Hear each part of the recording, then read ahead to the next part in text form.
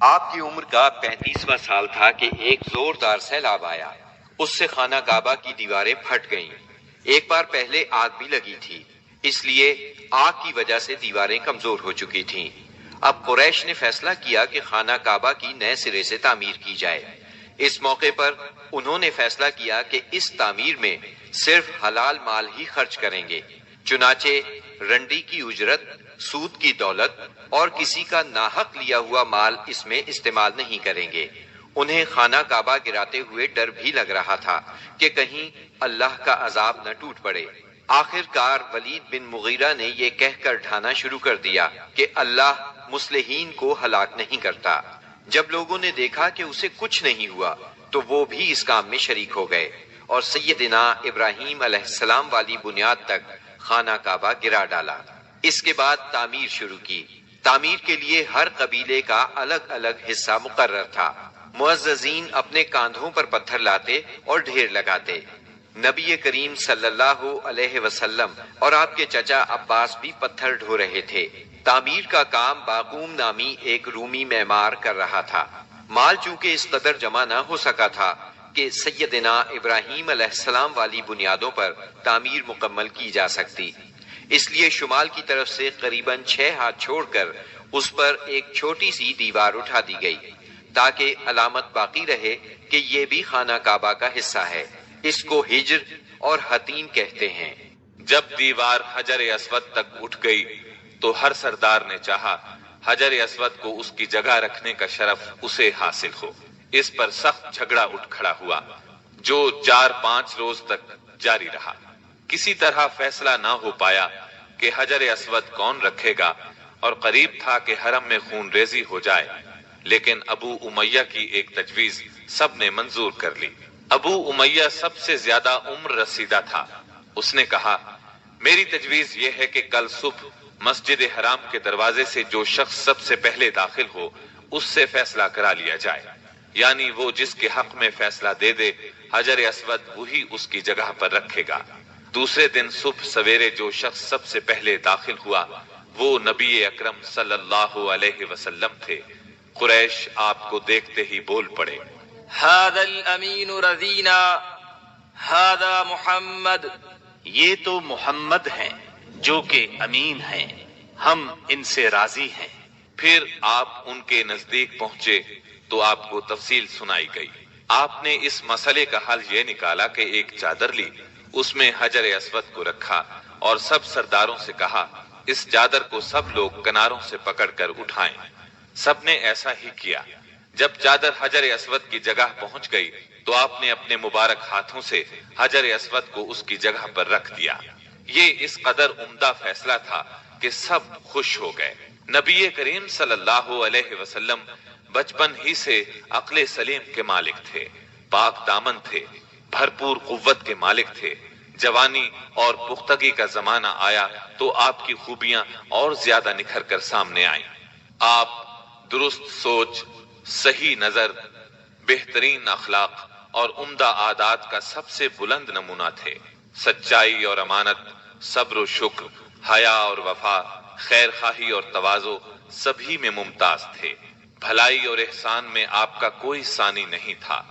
ابو طالب نے کیا خوب کہا ہے، ابیض یستسقى الغمام بوجهه ثمال الیتامى عصمۃ للارامل، وہ گورے مکھڑے والا جس کی برکت سے ابر رحمت برستا ہے، وہ یتیموں کا سہارا اور بیواؤں کا نگہبان ہے۔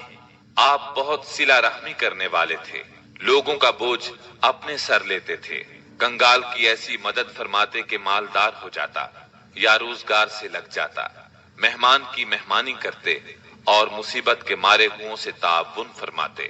اللہ تعالیٰ نے آپ کی حفاظت اور نگہبانی کا خاص انتظام فرمایا تھا اور قوم کے اندر پھیلی ہوئی خرافات اور برائیوں کے خلاف آپ کے دل میں نفرت ڈال دی تھی۔ چنانچہ آپ بتوں کی عید پر حاضر ہوتے، نہ شرک کے میلوں میں جاتے اور نہ آپ آستانوں یا غیر اللہ کے نام پر ذبح کیا ہوا جانور کھاتے، نہ بتوں ہی کو چھوتے اور نہ ان سے تقرب حاصل کرتے تھے۔ لات اور عزا کی قسم تو سننا بھی گوارا نہ فرماتے۔ شراب نوشی اور کھیل کود کی مجلسوں سے آپ انتہائی دور تھے۔ ایسی کسی مجلس میں آپ نے کبھی شرکت نہ فرمائی، جبکہ یہی مجلس جوانوں کی تفریح اور دوستوں سے ملاقات کے مقامات تھی۔ اللہ نے آپ کو خلوت پسندی عطا فرمائی تھی۔ عربوں کی جہالت اور گناہ آلود زندگی نے آپ کو افسردہ اور غمگین بنا دیا تھا۔ آپ اپنے اطراف میں پھیلی ہوئی انسانی اجتماعی زندگی کا مشاہدہ فرماتے تو آپ کو یہ محسوس کر کے دکھ ہوتا کہ ایک اللہ کی عبادت کا تصور دینے والے دین کو وہ لوگ بالکل بھول چکے تھے، اس دین کو جو ان کے جد امجد سیدنا ابراہیم علیہ السلام کا دین تھا، اسے بالکل فراموش کر چکے تھے۔ وہ اپنے ہاتھوں سے کعبے کی تعمیر نو بڑے احترام سے کرتے تھے، لیکن خانہ کعبہ میں بت رکھ کر ان کی پوجا کرتے تھے۔ یہ شرک نہیں تو اور کیا ہے؟ منافقت اور کہتے کس کو ہیں؟ جوا، شراب نوشی، بت پرستی اور بے حیائی معاشرے کا جز بن چکی ہے۔ اللہ تعالیٰ کی وحدانیت کا تصور تو پایا جاتا ہے، مگر اس تصور کو بت پرستی کے ذوق اور شوق نے بہت دھندلا کر دیا ہے۔ بتوں کی شکل میں اپنے معبود گھڑ لیے ہیں۔ ہر قبیلے اور ہر خاندان کا ایک پسندیدہ بت ہے، اور کعبے میں 360 بت رکھے ہوئے ہیں۔ بت پرستی کے شوق کا یہ عالم ہے کہ قریش سفر میں جاتے ہیں تو ستو کے بت بنا لیتے ہیں، اور جب ضرورت پڑتی ہے تو اپنے معبودوں کو گھول کر پی لیتے ہیں۔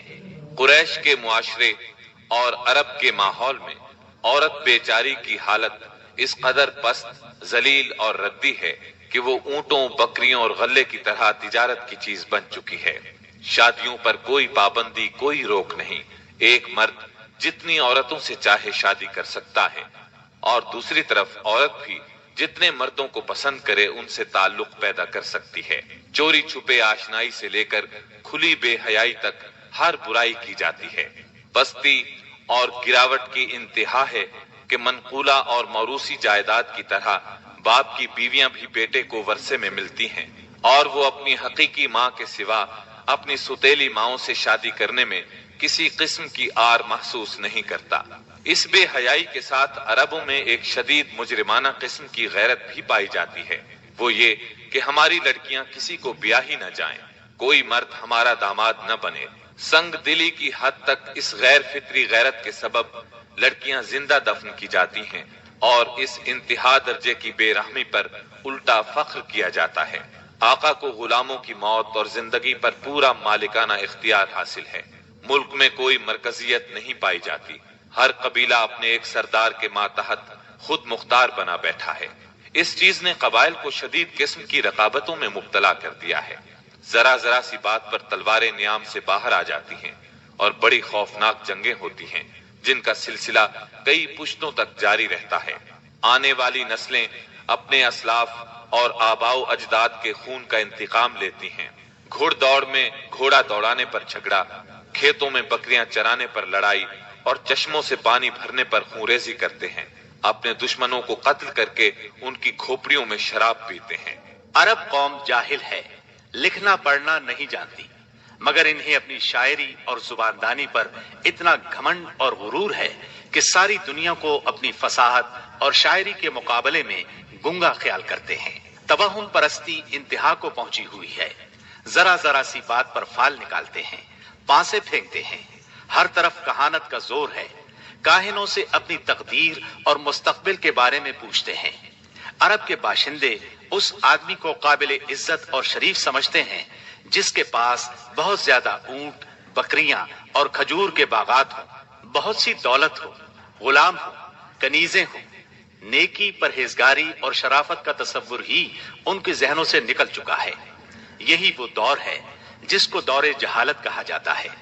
عرب کے معاشرے کی برائیوں نے ان کی فطری صلاحیتوں کو دبا دیا ہے، مثلاً شجاعت، حریت، عہد کی پابندی، مہمان نوازی، جفاکشی، فصاحت اور زباندانی، خود اعتمادی اور کسی کی مدد کے بغیر اپنی حفاظت خود کرنے کا جذبہ۔